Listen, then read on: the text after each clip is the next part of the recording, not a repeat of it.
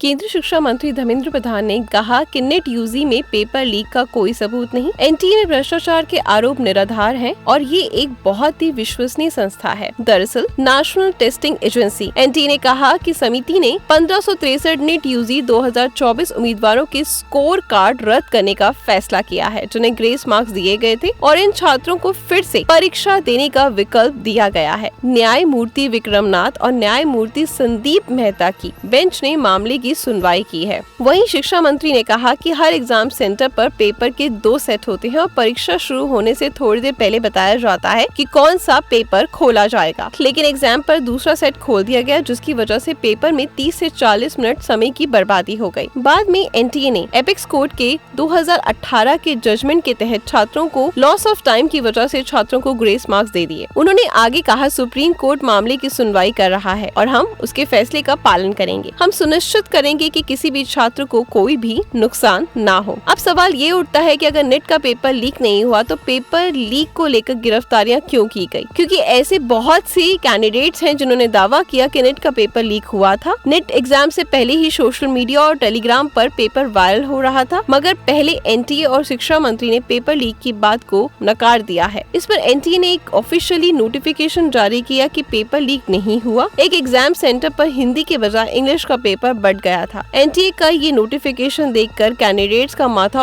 और ज्यादा घूम गया। उनका कहना है कि अगर नेट का पेपर लीक नहीं हुआ तो बिहार के पटना और नालंदा में पुलिस ने गिरफ्तारी क्यों की? कैंडिडेट्स का दावा है कि पेपर लीक में शामिल लोगों ने खुद कबूल किया है कि पेपर लीक हुआ है और उन्होंने पहले पेपर मिल गया था और आंसर्स रटवाए जा रहे थे। वहीं नेट परीक्षा पर सुप्रीम कोर्ट की सुनवाई पर याचिकाकर्ता और फिजिक्स वाला के सीईओ अखिल पांडे कहते हैं, आज एनटीए ने सुप्रीम कोर्ट के सामने माना कि छात्रों को दिए गए ग्रेस मार्क्स गलत हैं और वो इस बात से सहमत हैं कि इससे छात्रों में असंतोष पैदा होगा और वो इस बात से सहमत हैं कि वे ग्रेस मार्क्स हटा देंगे। जिन 1563 छात्रों को ग्रेस मार्क्स मिले हैं, उनकी दोबारा परीक्षा 23 जून को होगी और फिर बिना ग्रेस मार्क्स के ओरिजिनल मार्क्स छात्रों को स्वीकार होंगे। एनटीए ने सुप्रीम कोर्ट के सामने माना कि उनके द्वारा दिए गए ग्रेस मार्क्स गलत हैं। अब सवाल ये है कि एनटीए में और कितनी गलतियां हैं और कितनी धांधलेबाजी है, तो उनके बारे में कोई जानकारी ही नहीं हम सबको। इसलिए एनटीए पर विश्वास करना बहुत बड़ा मुद्दा बन चुका है। पेपर लीक का मुद्दा अभी भी जारी है और उस पर सुनवाई भी जारी रहेगी। तो आज की ये अपडेशन थी नेट को लेकर, उसके एग्जाम्स को लेकर। आपका क्या फैसला है कि कोर्ट ने जो फैसला लिया है वो ठीक है या नहीं, या आगे क्या होना चाहिए? अपनी राय कमेंट बॉक्स में जरूर बताइएगा। Good luck.